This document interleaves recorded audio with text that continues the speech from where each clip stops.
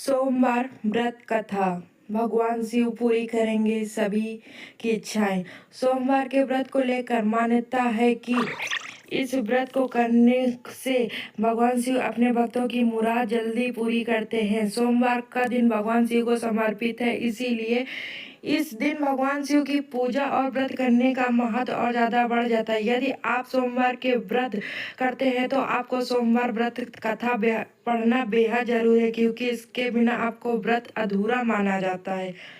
आइए जानते हैं सोमवार कथा। देवों के देव महादेव बहुत ही भोले माने जाते हैं, इसीलिए इनका एक नाम भोलेनाथ भी है। पौराणिक मान्यता अनुसार भगवान शंकर को प्रसन्न करने के लिए किसी भी तरह के खास विशेष पूजन की आवश्यकता नहीं होती, क्योंकि कहा जाता है कि वह तो भोले हैं और भक्त की मन से की गई क्षणिक मात्र भी भक्ति से भी वह प्रसन्न हो जाते हैं।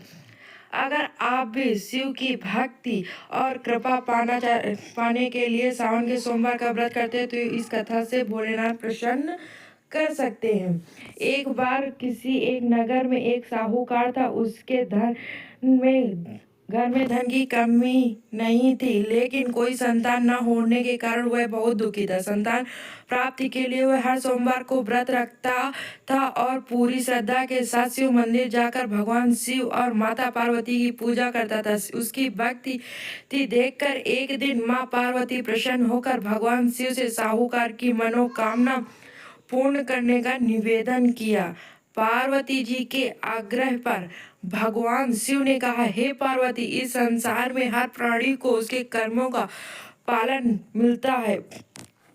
उसके भाग्य में जो उसे भोगना ही पड़ता है। लेकिन पार्वती जी ने साहूकार की भक्ति देखकर उसकी मनोकामना पूर्ण करने की इच्छा व्यक्त की। पार्वती के आग्रह पर शिव जी ने साहूकार को पुत्र प्राप्ति का वरदान दिया, लेकिन उन्हें बताया कि यह बालक 12 वर्ष तक ही जीवित रहेगा। माता पार्वती और भगवान शिव की बातचीत को साहूकार सुन रहा था, इसीलिए उसे न तो इस बात की खुशी थी और ना ही दुख। वह पहले की बात शिव जी की पूजा करता रहा। कुछ समय बाद साहूकार की पत्नी ने एक पुत्र को जन्म दिया। जब वह बालक 11 वर्ष का हुआ तो उसे पढ़ने के लिए काशी भेज दिया गया। साहूकार ने पुत्र को मामा को बुलाकर उससे बहुत सारा धन देते हुए कहा कि तुम इस बालक को काशी विद्या प्राप्ति करने के लिए ले जाओ। तुम लोग रास्ते में यज्ञ कराते जाना और ब्राह्मणों को भोजन दक्षिणा देते हुए जाना। दोनों मामा भांजे इसी तरह यज्ञ कराते और ब्राह्मणों को दान दक्षिणा देते हुए काशी नगरी निकल पड़े। इस दौरान रात में एक नगर पड़ा, जहाँ नगर में राजा की कन्या का विवाह था। लेकिन जिस राजकुमारी से जिसका विवाह होने वाला था वह एक आंख से काना था। राजकुमार के पिता ने अपने पुत्र के काना होने की बात छुपाने के लिए उसने सोचा, क्यों ना साहूकार के पुत्र को दूल्हा बनाकर राजकुमारी से विवाह करा दूं। विवाह के बाद इसको धन देकर विदा कर दूंगा और राजकुमारी को अपने नगर ले जाऊंगा। लड़के को दूल्हे के वस्त्र पहनाकर राजकुमारी से विवाह करा दिया गया। साहूकार का पुत्र ईमानदार था। उसे यह बात सही नहीं लगी, इसीलिए उसने अवसर पाकर राजकुमारी के दुपट्टे पर लिखा कि तुम्हारा विवाह तो मेरे साथ हुआ है, लेकिन जिस राजकुमार के संग तुम्हें भेजा जाएगा वह एक आंख से काना है। मैं तो काशी पढ़ने जा रहा हूँ। जब राजकुमारी ने चुन्नी पर लिखी बातें पढ़ी तो उसने अपने माता पिता को यह बात बताई। राजा ने अपनी पुत्री को विदा नहीं किया। राजा ने फिर बारात वापस भेज दिया। फिर दूसरी ओर साहूकार का लड़का और उसका मामा काशी पहुंच गए और वहां जाकर उन्होंने यज्ञ किया। जिस दिन लड़का 12 साल का हुआ उस दिन भी यज्ञ का आयोजन था। लड़के ने अपने मामा से कहा कि मेरी तबीयत कुछ ठीक नहीं है। मामा ने कहा कि तुम अंदर जाकर आराम कर लो।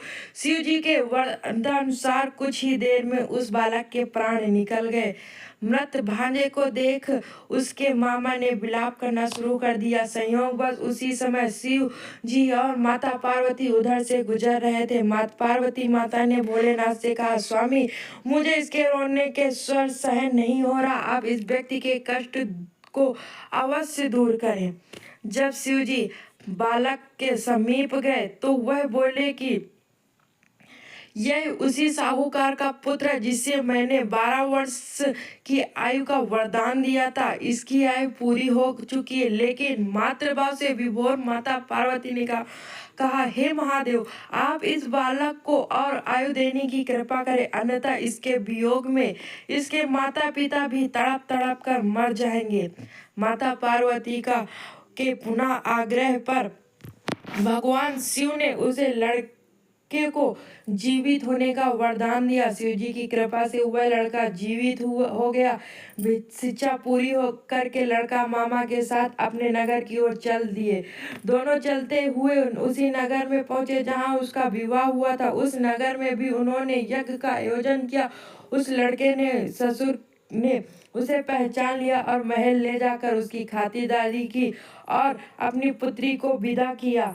इधर साहूकार और उसकी पत्नी भूखे प्यासे रहकर बेटे की प्रतीक्षा कर रहे थे। उन्होंने प्रण कर रखा था कि यदि उन्हें अपने बेटे की मृत्यु का समाचार मिला तो वह अपने प्राण त्याग देंगे।